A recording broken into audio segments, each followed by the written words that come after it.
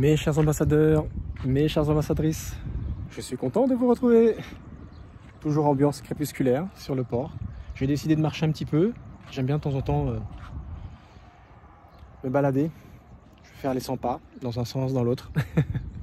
La vidéo d'aujourd'hui va porter sur 7 clés que je vais te donner de manière à ne plus te laisser piéger par la calomnie, la diffamation de ton pervers narcissique. 7 clés. Parce que, tu l'as bien compris, c'est jamais de sa faute, c'est toujours de la tienne. Il te dépeint d'une certaine façon, et pas n'importe où. Dans le milieu familial, dans votre réseau d'amis, des personnes que vous appréciez, tu passes pour la mauvaise personne. Donc c'est quand même assez malaisant, un peu désagréable. Donc cette vidéo, elle est là justement pour t'aider à ne plus te faire avoir par rapport à cela. Alors, je te rappelle un petit peu les faits quand même. Tu souffres pour quelle raison? Parce que tu subis la manipulation de ton pervers narcissique. Chantage, mensonge, humiliation. N'hésite pas à t'insulter, à te rabaisser, à te faire passer pour ce que tu n'es pas. Et ça, à la longue, ça commence à devenir pesant. Tu ne sais plus trop quoi faire par rapport à cela. Mais en tout cas, une chose qui est sûre, c'est que tu as déjà essayé de trouver une solution, d'essayer de discuter avec lui, avec elle, pour pouvoir trouver le bon compromis et surtout essayer de que ça ne se reproduise plus tout simplement. Parce que déjà, c'est pas un comportement qui est à faire, tout simplement. Et de deux, c'est malhonnête de sa part, parce qu'elle se permet de colporter des choses qui ne sont pas vraies, de te traiter d'une façon que tu ne mérites pas, et donc du coup, ce que tu as juste envie, c'est qu'elle arrête la violence psychologique, parce que le don de cela, eh bien, c'est de te détruire sur le plan émotionnel, sur le plan psychologique. Ça te détruit complètement. C'est d'une violence psychologique, d'une violence émotionnelle, d'une violence mentale, d'une violence physique même quelquefois, si elle en arrive à cela. Donc voilà, ça c'est les faits qu'il faut rappeler, l'ambiance dans laquelle tu es. Alors, quelle est ta réaction par rapport à cela? Mais comme je viens de te le dire, c'est que tu essayes de trouver une solution, un compromis, on discute. Il y a quelque chose qui ne va pas, on en parle. Pourquoi ça se passe comme ça? Pourquoi tu fais ça? Non, tu sais très bien que c'est pas vrai. On noie le poisson, on tourne toujours la situation à l'envers, comme bon lui semble. C'est toujours toi qui seras la fautive, le fautif. Ça sera toujours comme ça. Et tu auras beau avoir raison, tu auras beau avoir les arguments, tu auras beau avoir les preuves, ça se retournera toujours en nœud de boudin contre toi. Ça sera toi le fautif. Alors, quand ça arrive, cela, c'est tout sauf agréable. Parce que tu te dis, mais on va où? C'est quoi le dénouement? C'est pour ça que, à un moment donné, ben, t'en peux plus. Tu veux rétablir la vérité. Tu veux rétablir ce qui se fait sous tes yeux. Et il et elle ne peut pas nier ce qui est en train de se passer. C'est ce qui se passe. Mais sa réaction à lui ou à elle, c'est quoi? Oui, ben, quand on aborde ce genre de discussion, on ne peut pas discuter avec toi. Ben, c'est un peu normal. Il ou elle essaye de te parler de cela. Et tu noies toujours le poisson, c'est toujours de sa faute. Donc du coup, au bout d'un moment, eh bien, ça joue sur notre système. S'il est question de violence psychologique, c'est que quelque part, ça finit par t'atteindre intérieurement. Ce qui fait que quand tu veux engager une discussion, tu n'as pas forcément la bonne humeur. Tu n'es pas du tout dans les dispositions pour. Donc du coup, tu risques d'être un peu agressive, un peu en colère, excédé, pour peu que tu aies une journée difficile et compliquée et que le gamin, ceci ou cela, ou qu'on te reproche par-dessus le marché autre chose, souvent venant de lui ou d'elle, c'est des choses qui font déborder. Donc forcément, si tu veux engager une discussion pour laquelle il n'était pas préparé et qu'il a compris qu'il va passer un mauvais quart d'heure, il essaie de noyer tout cela. Donc ça va t'agacer. Et du coup, qu'est-ce que tu vas faire? bah, tu vas paraître quelqu'un d'invivable. Il va te reprocher cela. Quelqu'un d'insatisfaite. Il y a toujours un truc qui ne va pas. Quelqu'un d'irascible. Ah ouais. Donc en fait, il y a un problème qui n'est pas réglé depuis X mois, X années. Quand j'essaie de venir essayer de le régler, tu me reproches la façon dont je m'y prends. Alors que c'est pas ça le problème. Tu détournes le problème ailleurs parce que tu as compris que finalement, on va commencer à parler vrai, dire les choses vraies, et ça te gêne tellement que tu noies le poisson, quoi. C'est désagréable, hein. Mais le fait que tu sois invivable, que tu sois insatisfaite, que le fait que tu sois irascible, et j'en passe et des meilleurs, c'est pas simplement lui qui te le dit. Les autres vont finir par le croire, parce qu'il te le dit en face, pour noyer le poisson, pour couper court à la discussion, parce que la discussion va là où il n'a pas envie d'aller. Mais il dit ces choses-là également à son entourage, à votre entourage. Diffamation, calomnie, et les autres vont finir par croire que c'est vrai, que c'est toi la mauvaise personne, que c'est toi le pervers narcissique, parce qu'il va finir par te le dire un jour. Ouais, en fait, tu me reproches ceci, cela, mais en fait, c'est toi qui es comme ça. C'est toi le pervers narcissique. Alors que toi, tu essayes de pointer du doigt le problème, la cause, ce qui ne va pas, parce que tu n'en peux plus. Il faut que les choses avancent. Et tu vois les années, les mois et les années passer, tu te dis, mais on va où? Je vais à ma perte. Je vais laisser ma santé. Nos enfants vont devenir ma boule, à force de nous voir nous embrouiller comme ça régulièrement. Il n'y a jamais une semaine où c'est calme. Et il n'y a pas une semaine, et ça c'est véridique, il n'y a pas une semaine s'il n'y a pas un problème. Tu peux passer 6 jours super, le dernier jour il va se passer quelque chose. Tu vois le temps avant la tempête, ce moment de silence qui te dit oh non, non, c'est trop calme, il va se passer quelque chose. Bingo, il se passe quelque chose. Alors c'est pénible, parce que du coup, si jamais vous avez un entourage commun, la famille, où il se dépeint comme la victime, eh bien, les autres vont finir par le croire, parce que quand eux vont avoir des contacts avec toi, ils vont se rendre compte que tu es un peu sur les nerfs, que tu es speed, que ça va pas trop bien, que voilà, tu es un peu de mauvaise humeur, et que ceci, et que cela. Mais ils vont se dire, mais en fait, il a raison, le mari d'un tel. Mais elle a raison, la femme d'un tel. Tu sais, ça va se retourner contre toi. Ils vont tourner ça d'une façon, de manière à ce que, finalement, c'est toi qui seras mal perçu. Et ça fait mal. Ça fait mal. Et donc, pour ne pas donner raison à cette calomnie, cette diffamation, voilà la solution, en 7 points. Le premier point, il faut absolument que tu fasses une introspection. Il faut que tu apprennes à t'écouter. Que tu apprennes à t'écouter. Ça veut dire quoi? Ouais, je suis en colère. Ouais, ça va pas. Ouais, il m'agace. Elle m'agace. Par rapport à ci, par rapport à ça, par rapport au problème passé qu'on n'a jamais réglé. Et lui ou elle se permet de le remettre sur le tapis, comme si c'était de ma faute, pour mieux détourner la discussion. Et je me fais toujours avoir. Et des choses comme ça, il y en a tout le temps. C'est pénible, j'en peux plus. Donc oui, je suis agacé. Oui, je suis triste. Oui, je suis en colère. Oui, oui, oui, oui, oui. Toutes les émotions que tu peux avoir, le dégoût, la honte, fais un travail sur toi en te disant, oui, je vis ça, je ressens ça, oui, c'est ça. Quand tu auras fait ce travail-là, la deuxième chose à faire, c'est de légitimer cela. Mais oui, mais c'est compréhensible que je ressente ça. C'est tout à fait légitime. C'est tout à fait normal. Quand quelqu'un te fait subir ça, c'est comme si tu te dédoublais et tu voyais la situation de l'extérieur. Je ne peux que ressentir cela. Je ne vais pas me reprocher d'être en colère. Il ne manquerait plus que ça. Il me reproche d'être invivable.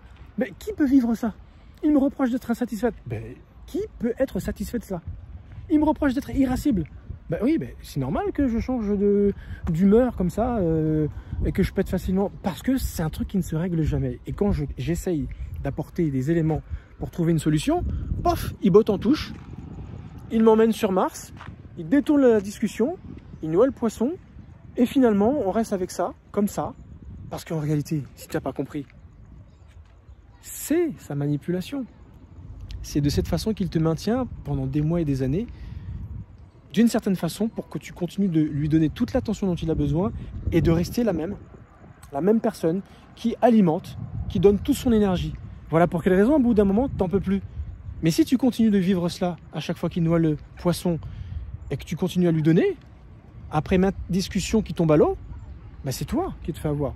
Donc c'est pour ça, la deuxième chose, il faut que tu comprennes pour quelle raison c'est légitime de ressentir toutes ces choses. C'est tout à fait normal.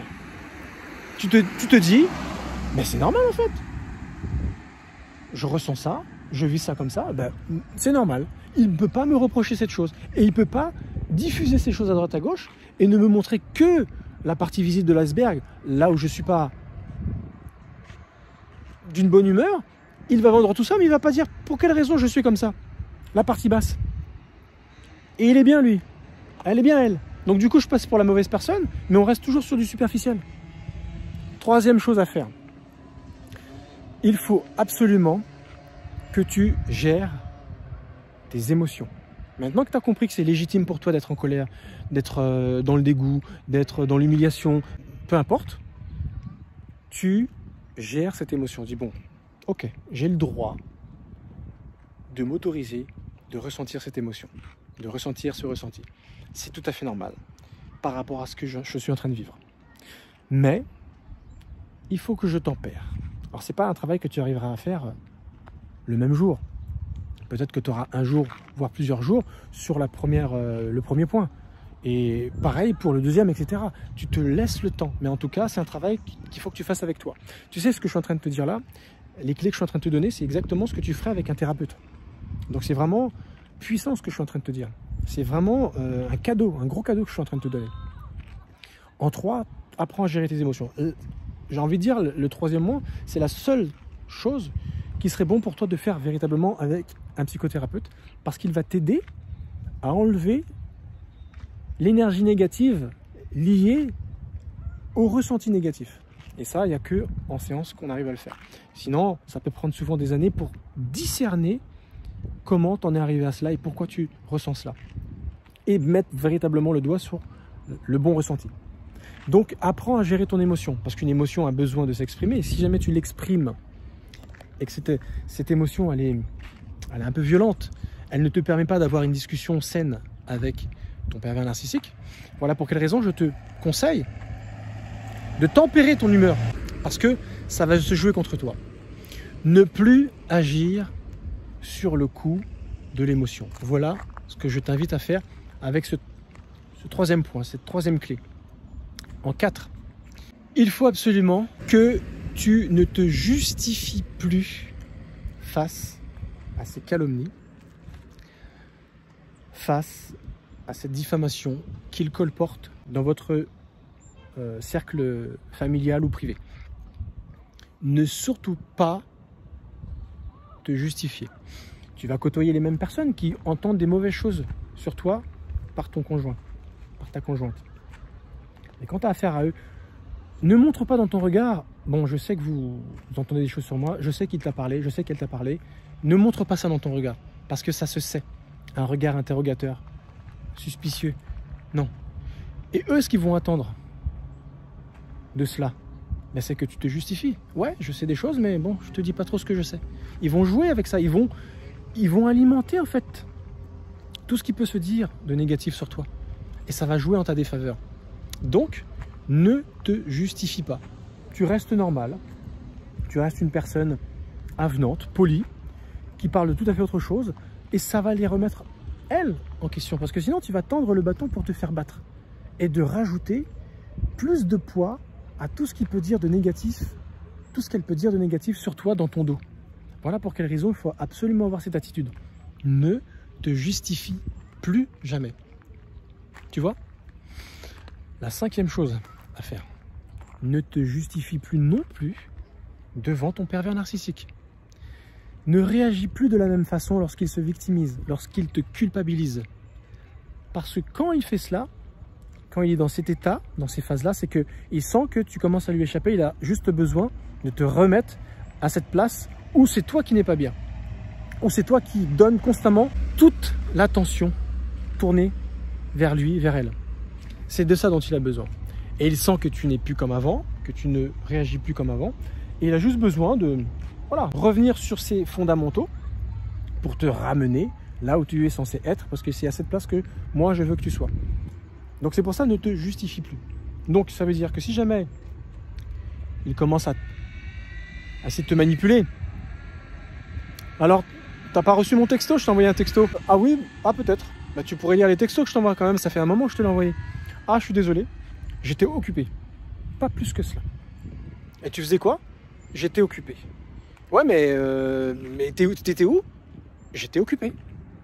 Et tu ne réalimentes plus rien. Comme ça, il ne sait pas, elle ne sait pas pour quelle raison tu étais occupé. Parce que si jamais tu lui donnes la raison, il va retourner ça, elle va retourner ça contre toi. Donc ne rentre pas dans ce piège. Ah, ça fait... je t'ai appelé 20 fois ce matin, t'étais où? Pourquoi tu réponds pas? Un classique dans les rapports qu'on a avec les périodes narcissiques. J'étais en réunion, j'étais sur la route, j'étais dans le transport en commun, il y avait trop de bouche, je pouvais pas répondre. Ouais, mais t'aurais pu m'envoyer un texto. Écoute, j'étais préoccupé par quelque chose, je ne pouvais pas te répondre. Point barre. Tu donnes une raison sans justifier, sans aller plus loin. Parce que si c'est ton compagnon, c'est tout à fait normal que tu lui donnes un minimum de réponses. Parce que sinon, tu vas passer pour la personne qui n'est pas polie, qui ne répond pas aux questions et qui n'alimente pas, on va dire, les discussions lorsqu'elles ont besoin d'être réglées, etc. Parce que du coup, il va tourner la situation à l'inverse alors que c'est toi qui lui reproches cela. Tu vois? Donc, fais absolument cela. Arrange-toi pour donner une explication, mais avec que des portes fermées. Ne rouvre pas d'autres portes pour lui donner la possibilité de l'utiliser contre toi. Voilà. Donc, fais très attention à ne plus te justifier devant lui. La 6e chose que je t'invite à faire, il faut que tu apprennes à pleurer, à t'épancher seul, parce que tu restes un être humain. Si tu es une femme, tu es plus enclin aux émotions, donc beaucoup plus sensible. Et ce besoin de pleurer, de t'épancher, de lâcher, on va dire, ton émotion, la laisser s'exprimer. Si c'est de la colère, déverser toute ta colère contre la glace, contre le mur, contre le vent, contre le meuble. Tu mimes, tu parles tout seul. Arrange-toi de faire cela quand il n'y a personne, tu es seul. Parce que comme tu es un être humain, tu as besoin d'exprimer ces choses. Comme quand tu fais, quand tu es en séance de psychothérapie, tu as besoin de lâcher. Et c'est toujours plus confortable lorsque c'est une personne avec qui tu es neutre. Elle ne te connaît pas. Tu n'as pas envie d'être, comment dire, bloqué ou... Tu vois, tu n'es pas toi-même, tu te retiens quelque part. Là, tu as envie de lâcher. Fais-le, n'hésite pas à le faire lorsque tu es seul, parce que du coup, toutes les mauvaises paroles qui te font mal, toutes les mauvaises choses qui sont à l'intérieur, tu vas pouvoir les faire sortir à ce moment-là. Plutôt que de le dire devant une personne qui te connaît, qui en plus connaît ton conjoint ou ta conjointe, ça sera pire, parce que du coup, il veut se dire, c'est quand même dur les mots, comment on peut penser une telle chose? Toi, ça peut être mal perçu. Donc c'est pour ça que je t'invite véritablement à ne pas forcément divulguer, épancher ton cœur devant des personnes que tu connais. Pire si c'est des personnes qui vous connaissent tous les deux. Ne fais pas cela. Mais quelque part, tu vas me dire, ouais, mais faire ça tout seul, c'est difficile. Oui, mais c'est un entraînement. C'est ce qu'on appelle une auto-séance de psychothérapie. Bon, c'est ce que j'appelle une auto-séance de kinésiologie, parce que moi, je me fais mes propres séances. Je t'assure, ça fonctionne. Si jamais tu as affaire à une personne qui est neutre, un ami neutre, qui ne connaît pas ta vie familiale, mais c'est une personne avec qui tu parles bien, mais tu ne parles pas forcément de ta vie privée, elle ne connaît pas ton compagnon, ta compagne, et tu ne lui racontes pas forcément ta vie privée en temps normal. Voilà, tu t'entends bien, tu as juste envie de lui parler d'un truc ponctuel, et tu déverses ton cœur parce que là, tu en as vraiment besoin, et après, tu ne lui en parleras plus jamais. Et puis tu sais que c'est une personne qui ne reviendra pas dessus, parce que par respect, elle saura être une bonne oreille, une personne qui a la compréhension, et qui aura le tact de ne plus jamais te reparler de cette chose, parce que tu as compris que c'est une personne qui est très empathe. C'est ça, la force des empathes. C'est que ce ne sont pas des personnes qui t'imposent une discussion pour peu que ce soit quelque chose qui a à voir avec ta vie privée. Ils ne te ramènent pas quelque chose sur le tapis. Ce sont des empathes, ce ne sont pas des thérapeutes. Seul le thérapeute peut se permettre de te dire « et le ceci, et le cela, vous en êtes où par rapport à ça ?» Là oui, parce que lui, il te suit. Mais si c'est une personne neutre, dans ton environnement, profite si jamais tu as ce genre de personne. Sinon, va chez un psy.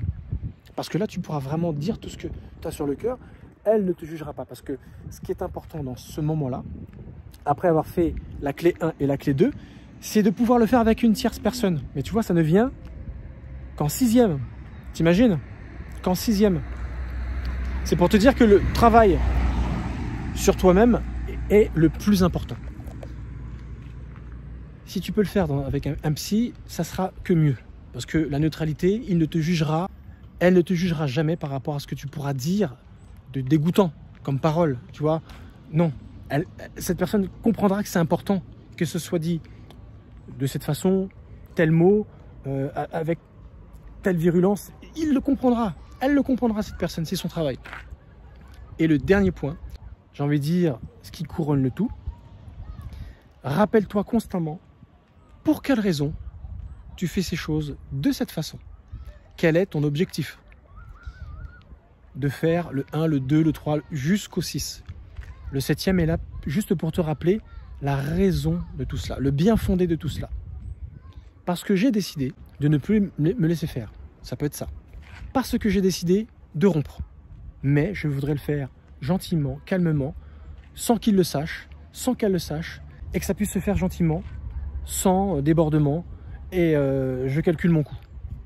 Ou ça peut être parce que je veux sauver mon couple, je veux que ça se passe bien, et je voudrais redonner une chance à mon compagnon, à ma compagne, et j'aimerais marcher sur des œufs à partir de maintenant et faire tout pour que ça fonctionne. Ça peut être ça également. Rappelle-toi simplement la raison pour laquelle tu le fais. Ou je voudrais protéger mes enfants, ou j'ai décidé de porter plainte, ou j'ai décidé, et ça sera toujours cela que tu remettras devant toi, qui te rappellera pour quelle raison tu fais tout cela de cette façon. Ce qui aura tendance à donner du poids, à t'inviter à continuer de le faire de cette façon, jusqu'au bout, sans jamais t'arrêter. Voilà, j'en ai terminé avec cette vidéo. Allez, j'ai envie de te dire, très très importante. C'est une vidéo, je me répète, hein, je t'ai vraiment donné un gros cadeau ce soir, parce que c'est des choses que je fais moi, en partie en séance de psychothérapie. Je t'ai donné quelques pistes pour que tu puisses travailler sur toi-même. Merci de m'avoir suivi. J'ai mis en ligne ma nouvelle masterclass 2.0. Elle est accessible actuellement. Profites-en, j'explique dans le détail ce qu'est la BSR, la biosynthétorésonance, méthode que j'utilise justement pour aider tout un chacun dans sa problématique de vie, pour retrouver sa dignité, son identité qui le mènera vers son bonheur, pour ne plus jamais se faire avoir par les pervers narcissiques, pour ne plus jamais se laisser embarquer dans une relation toxique. Donc n'hésite surtout pas à regarder cette masterclass, elle est gratuite, elle est en ligne, tu n'as qu'à simplement cliquer sur le lien en bas de la vidéo. Si tu as besoin de réserver un appel stratégique pour faire le point avec moi, je t'offre également cet appel pendant minimum 1 heure. C'est un cadeau de 250-300 € véritablement, mais souvent ça dure bien plus longtemps. Donc le cadeau est beaucoup plus conséquent. Je te remercie de m'avoir suivi. Il y a le quiz également. Allez, bonne soirée, à très bientôt pour la prochaine vidéo. Ciao.